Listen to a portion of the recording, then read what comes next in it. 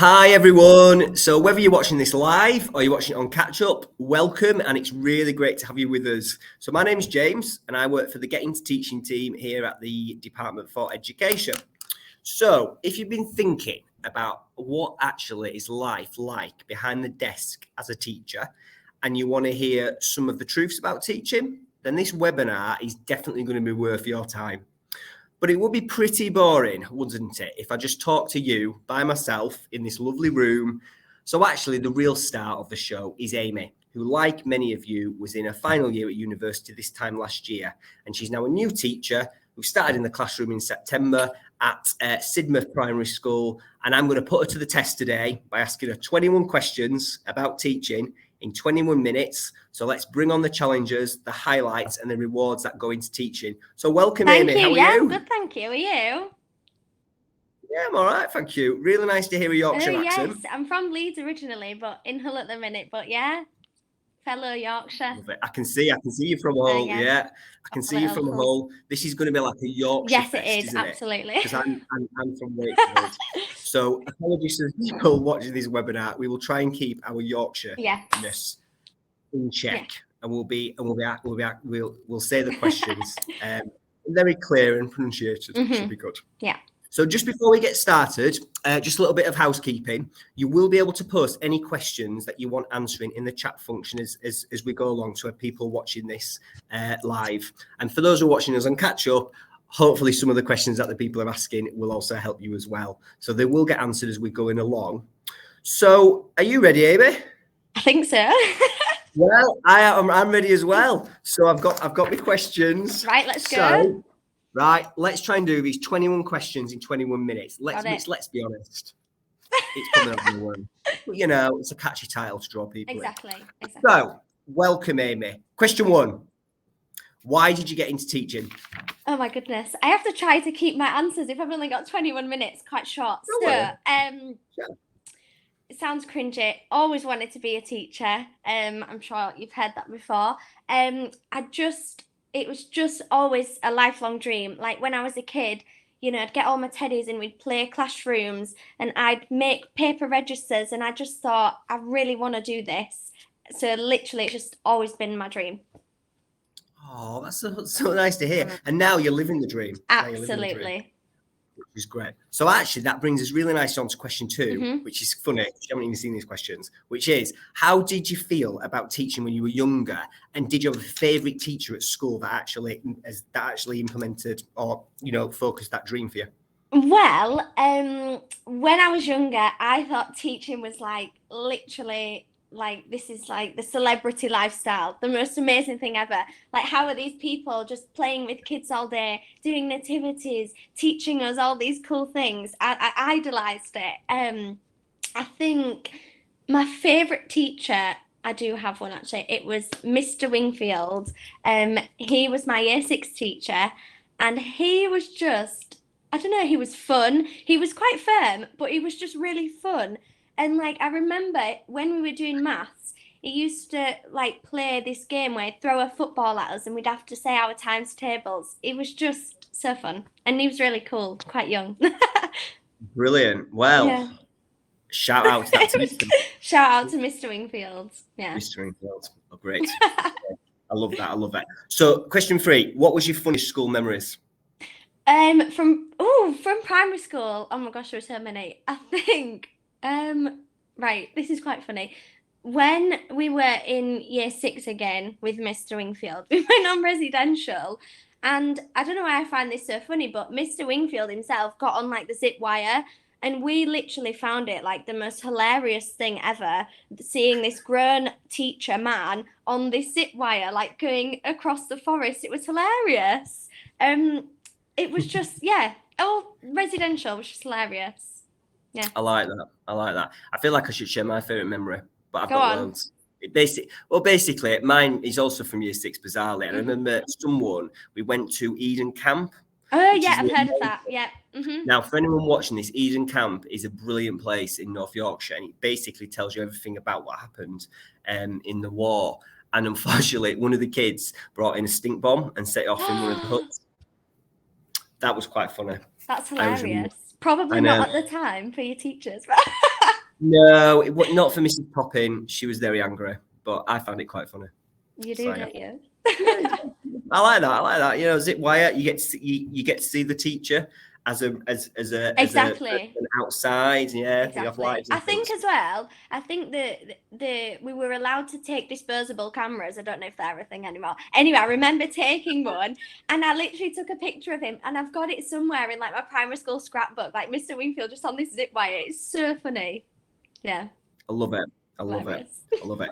So, question 4: what did you study at university? So That's a good I question. studied a degree called primary teaching with QTS was its official name. Wow. So they're quite specific degrees. There's not many of them around. Not every university No, they offers them. don't. So what? Yeah. What made you choose I think that? because I knew that that's the path I wanted to take, I was like, let's just do a degree in it and get the job. So yeah, it was great. I think it's just because I knew it's what I wanted to do. So I thought, yeah, why not? And it confirms that. Yeah. And great. And how many years was So that? it was 3 years. Yeah. It was all in person. We did have a little bit online just because of COVID, but it was 3 years, full on like placements, you know, assignments, lectures, all those sorts of things. Yeah. Great. So question 5 is a question that some people sometimes think about is and ask. Definitely ask us at get into teaching, which is, do you need an education related degree to go into teaching though? Absolutely not. I think it's a bit of a myth out there. Yeah. You can do a degree in anything. Like one of my friends is training to be a teacher, and she did a drama degree. So you know, completely different, not education based. You know, I've got friends who did geography degrees. You don't have to at all. So yeah. You do. Yeah, exactly. Because actually, sometimes the best teachers are the ones that do quite random Exactly. related degrees. Exactly. Yeah, right. So I have mentioned at the start of the webinar that you are a teacher at Sidmouth Primary School, but I didn't say what year do you teach. So what year do you teach? Well, I teach year 5. I love it. Interesting. Yeah. Oh, do you love it? Yeah. Was that your preference when you were setting out, doing your 3 years? This is interesting because when I was, even when I started uni, I was like, right, I'm a Key Stage 1 teacher, year 1, year 2, that's it. I'm not going higher up. Then had a placement in year 1. I was like, yep, love it. Staying with year 1. Had a placement in year 2. Yep, love it. Then placement in year 5. I was like, no, this is the year for me, which proves a point that you don't actually know until like it was only in my final year that I knew year 5 was the place I wanted to go. So yeah, really strange. Oh, really? I'm so happy. I'm sorry that you love year 5. I Sometimes love it. people go to like primary, they think, oh, Key Stage 2, bit of the older kids. People, a lot of people say like they were like, oh, like you just said, like, oh, Key Stage 2, but honestly, they're just wonderful, really nice. They are. They've really got the personalities. A bit sassy. Yeah, and sometimes you need that. Yes. So I think we touched on this already, but question 7 is like, which training route did you choose? So you chose this primary degree with leading to qualified teacher status. Was that through a school-based? It was university. It was through university, and then they sort of placed us in our placements wherever. It wasn't like via school. Right. And which university was that? University of Hull. See, and that is why you're now making Hull your home. When you're Hull is home. Hull is home. It's amazing. But we could talk all day about Hull, but this webinar is not about Hull. I know. So moving us on to question 8, which is, tell us a highlight of your training. Oh, a highlight of my training. Oh, there's so many. Right. This is quite a cute one. First year on placement in year 1. This was in November, so they'd literally just come up to year 1, so they were so small and just cute. And I remember we were doing a nativity, and it was literally the cutest thing I've ever seen in my life. Like, I was at uni training to be a teacher, and every day for 4 weeks I was just singing Little Donkey with these kids. It was adorable. I'll never forget it. It was so cute. So Oh, literally, I think good. just the placements as a whole were my highlight. They were all amazing. Yeah, I Yeah. know. It's bizarre. Even I remember Little Donkey. It's so cute. And what was the But other I'm not one? going to sing it. Starry Night. Oh, I nearly cried. Oh, yeah, yeah, Starry Night. So that's a real highlight. Real highlight. Absolutely. On the flip side of that, tell us a challenge in your training. A challenge. Yeah. I think probably the biggest challenge was in my final year. Sort of the workload stepped up, because I was close to graduation, and I think I found it challenging to sort of balance my uni work alongside placement, especially when they were at the same time. So what I sort of had to think to myself, it's literally these 8 weeks and then I've done it, like thinking it like that. But that was quite challenging because I've got to do all my things for my placement and then all my things for uni as well, which was quite challenging. It is tough. It is tough because I think sometimes that's some of the what people think about is whether like how challenging is it? Not just doing say teach training in a year, but maybe over 3 years. Yes. So actually, that leads us nicely onto the next question, which is, what sort of support did you receive?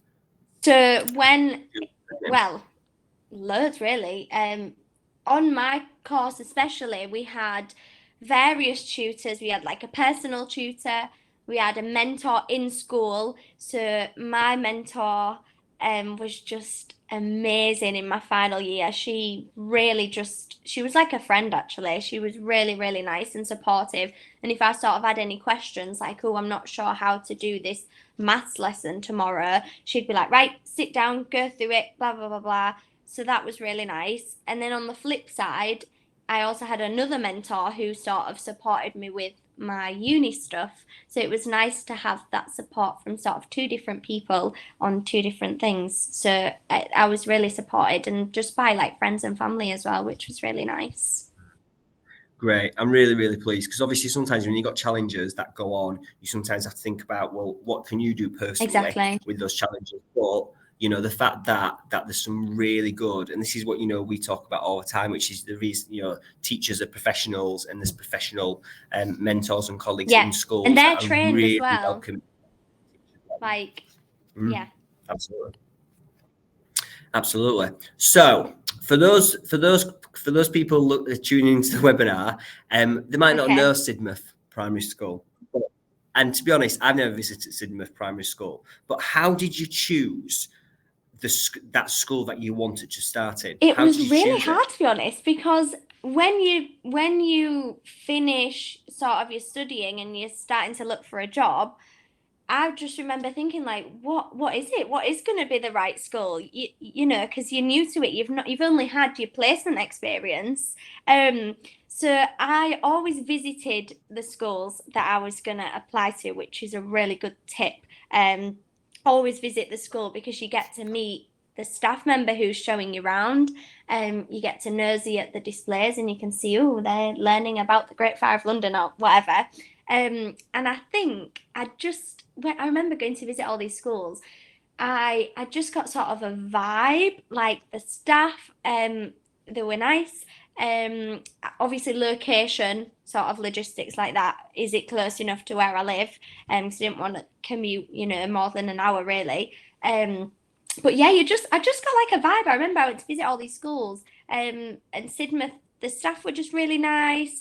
I liked the fact that it was really diverse. So it's very, very diverse and sort of multicultural, which is really lovely. And yeah, I just literally got a vibe. So yeah. Oh, lovely. Well, I'm not surprised at that. I'm not surprised that schools like Sidmouth are happy places because Hull did get the City of Culture. 2017, I think. Yeah, it did. Good times. A legacy of it.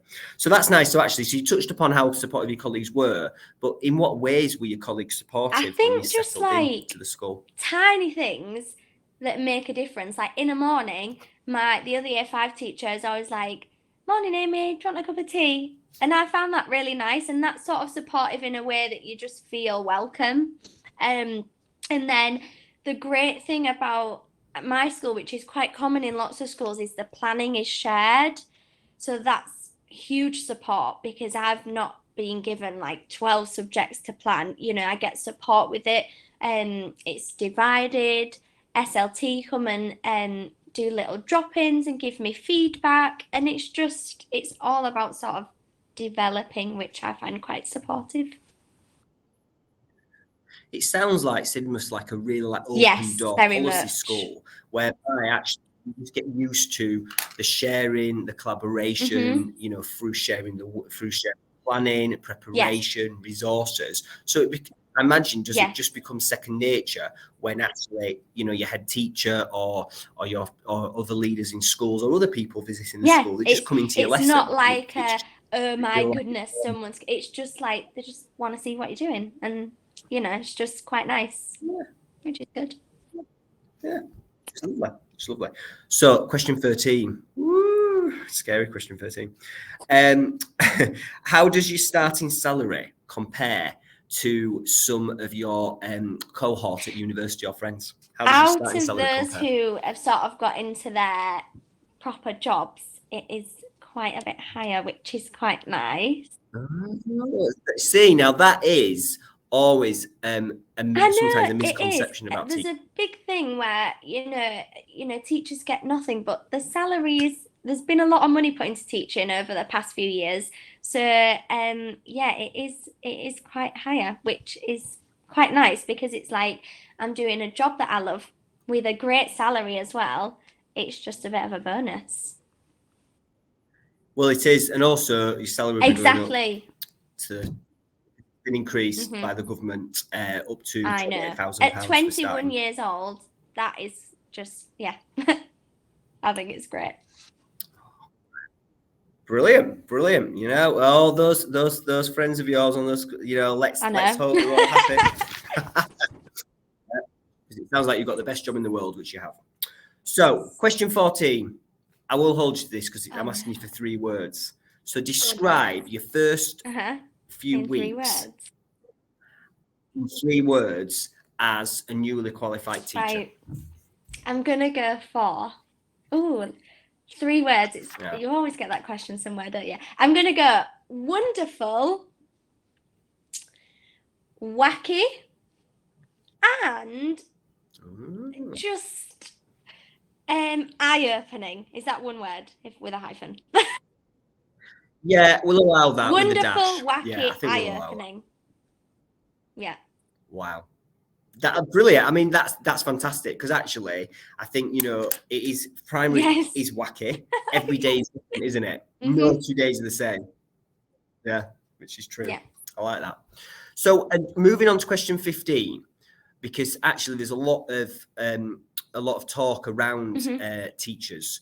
Actually, yes, it is a demanding job, and we shouldn't forget that because it absolutely is. But just in terms of the flip side of that, when you're not actually at school and at work, so what's the social side like outside of work? I'd say it's pretty good. I mean, literally me and my teacher bestie, let's say, we're out for tea last night. It's not all, because I think a lot of people think you just work, mark books, go to sleep. But not at all. Like, it's quite sociable. Even just in school is quite sociable, just in the staff room. Like, after school, recently we had a disco. That was great. I would say it's no different to sort of socializing in any other sort of team. It's really nice. You're working with different people, so you get to meet a lot of people and then go out with them. So... And do you see, so even though you've been in your school since September, so we're now like 2-3 months into it, each month, do you feel that like as you're learning more by being a teacher and seeing your year 5 class every day, are you now seeing that actually when you're teaching a lesson and using other resources, it becomes a little bit easier for planning, massively. It's definitely. Great. But have you ever second guessed your decision to go into teaching? Because you've put a lot into this. Like your dream, as we said, started off with the soft toys, obviously, year 6 teacher, and then you chose your degree, which more or less says you want to be a primary school teacher, which is brilliant. But have you ever second guessed your decision to go into teaching? When I was like 7, I told my mum I wanted to be a nurse. She told me about it, and I was like, yeah, let's stick with teaching. So no, it's the answer. It's literally always been like the goal for me personally. Right, okay. Well, maybe we should do like a revised webinar with you in like a couple of years tonight, and then let's see. But I think you were born my heart's to be a teacher, in it, and it all like I just remember when I was on placement, for example, just being like, oh, I just can't wait till this is my class. Oh, I wish they were mine. So yeah, lovely. Were you ever worried about dealing with behaviour? Because that is a lot of questions we get asked, particularly at through our advisory service at Getting to Teaching. You know, in terms of dealing with behaviour now, it's not just behaviour in secondary schools when they become teenagers. It obviously is questions we get even asked at primary, particularly in that key stage 2. You know, when they're getting a little bit older. But were you ever worried about dealing with behaviour? I probably was worried actually, because at first you're like, oh my gosh, I've got 30 children in front of me. What do I do if someone shouts out? What do I do if someone does this or does that? But when you're training and when you're working with all these different people, you just sort of pick up loads of different things. So I've now got a little metaphorical bucket of loads of ideas of ways to deal with behaviour, which has just completely reassured me. And I feel like you just try things and they work, and if they don't, you try something else. So I think originally I probably was quite worried, especially being 18, like, oh my gosh, what do I do like with these children? But it's just something you sort of develop over time. So now I'm not worried, because I've got lots of sort of advice off people and lots of ideas. So yeah. I know a little more experienced teachers in school to also ask their advice as well. I think is important. Yeah, which is great. So I think I know the answer to this question, but do you have any quirky, like out of the box teaching methods? Because quirky teaching methods. Yes. Well, quirky, as in like creative. Yeah, creative. Well, yeah. Yeah, so an example is I got this from my mentor in my final placement. She used to teach loads of times tables, like squared numbers, by song. So we do a lot of singing and dancing in year 5, which a lot of people, when I tell them, they're like, what, year 5? I'm like, they want to dance, they want to sing, just because they're older. You know, they still love stickers. My kids love smelly stickers. So probably singing and dancing is quite a quirky one. Like I'll always try come up with a song to remember something, and the square numbers is they're quite like that. Oh, nice. Any well, it's like we make them up like rhymes. So do I need to say one? So wood fella. No. No, go on then. Go on. Which one is it? I'm interested. So I can't take credit for this. This came from my mentor, but the kids love it. So when you're doing 7 sevens are 49, right? You say, I'm not singing it, but you sing it. You say, I hang my washing on the line, and you do this. 7 sevens are 49, and we've got them for like all the squared numbers. They love it. That's quite creative, I guess. I love that. I love it. I love it. I can see a TikTok star being yeah. She's good. So question 19, so we're nearly getting there. So I appreciate you haven't actually had the summer holiday yet, because you started in September. But what do you think you're going to do with those long summer holidays of 6 weeks? Chill. What are you going to do? Go on holiday. Bit of preparation. And planning for the next year. I think just enjoy myself, get my new classroom ready. Because a lot of times people think, even though it's like set holidays, a lot of it is the only profession.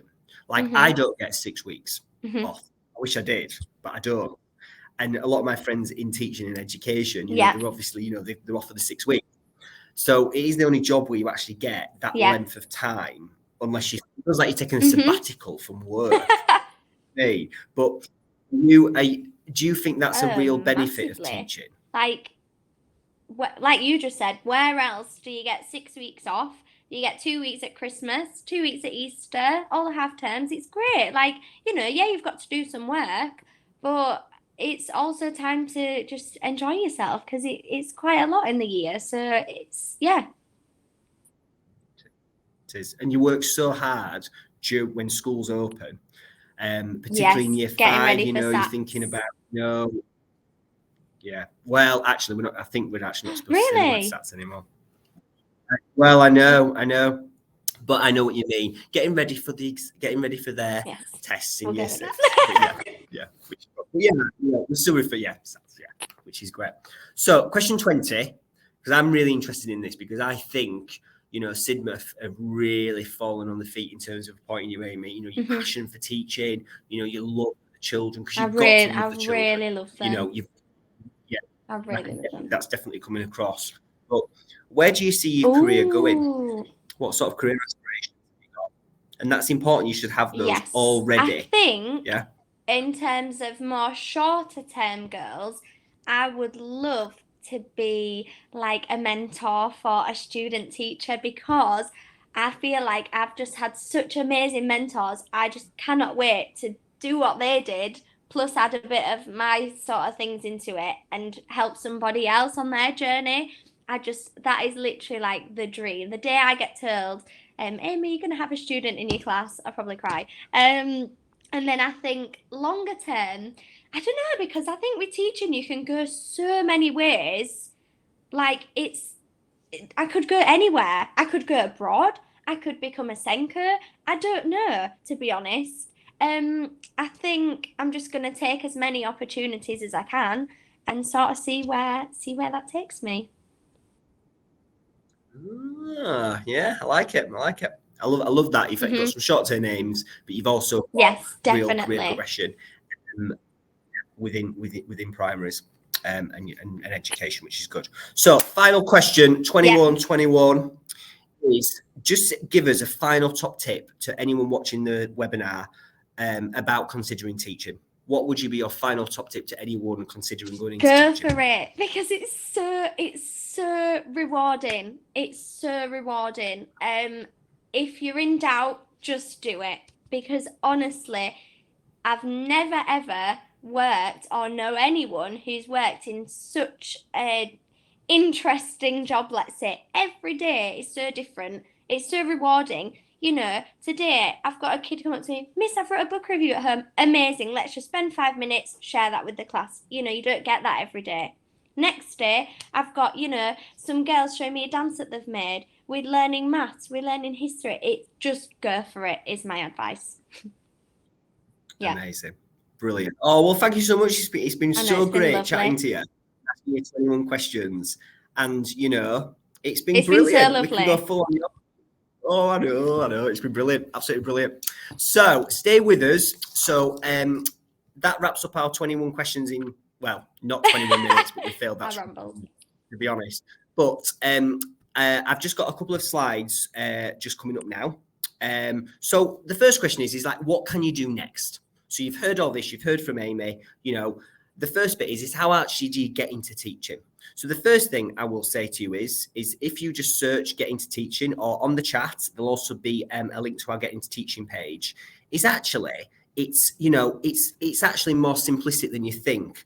But here at Get Into Teaching, we're here to give you as much support or as little support as you need in terms of on your journey into the classroom. So this is just a slide which shows steps to success. So if you're in your first year or your second year at university, that means that you can't apply for teacher training straight away, but you can still do things now which are going to help you on your journey to the classroom. And if you're in your final year at university, like Amy was last year, actually, there's ways we can support you into the classroom right here and right now. So you've got to decide what to teach. Of course, Amy's gone into primary, but that obviously means that if you can go into secondary, teach a subject that you're really passionate about. But we're here to do all those things for you in terms of some of those questions. So checking your qualifications. So checking, have you got some of the essential qualifications to go into teaching? But as Amy has just said, it's not always about having, an education related degree to go into teaching.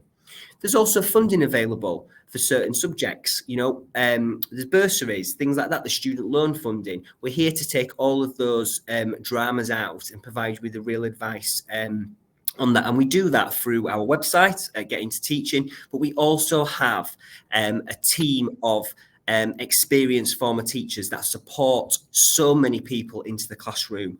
And there will be a link if you are watching this thinking, I'm in my final year, I'm a year or so away from potentially going into the classroom. You can actually sign up and get an advisor who can actually answer all those questions and really make that happen for you, and talk through, about the right training or the right route into teaching. So Amy went in from doing a 3-year primary degree leading to qualified teacher status, which is not offered at every university, but actually there's a route really for anyone. And then how do you apply for teacher training? How do you do that? So there's a wealth of information there for you to do that. The next slide is just showing just an example of the type of advisors that actually are here to help and support you. So if you're on your first or second year at university, we actually have a team of teachers, former teachers from the classroom, who are Explore Teaching advisors, and they're brilliant. They can really help you understand what teaching is really like. Start exploring with you ways that you can get classroom experience. Think about, Amy obviously really wanted to go into teaching, but sometimes, you might not know other people who are teachers. You might not have enough networks to go into. The Explore Teaching advisors can help you connect with those other students and understand a bit more about the teacher training courses and how you can progress your application, even if you are a year or 2 years or so away from entering the classroom. And the last slide is further information and advice. So my advice is come and join the best profession, the best job in the world. There's ways you can do that. Go on our website, search Get Into Teaching. You can even phone us, which is brilliant. You can speak to our teaching line. You can ask for a teaching advisor. Really, there's a way of communicating with us in whichever way you want to do. So thank you so much for listening, even if you've been listening live or on catch up. It's been an absolute pleasure, and I hope that was helpful for you to start explore your journey to the classroom. Thanks very much.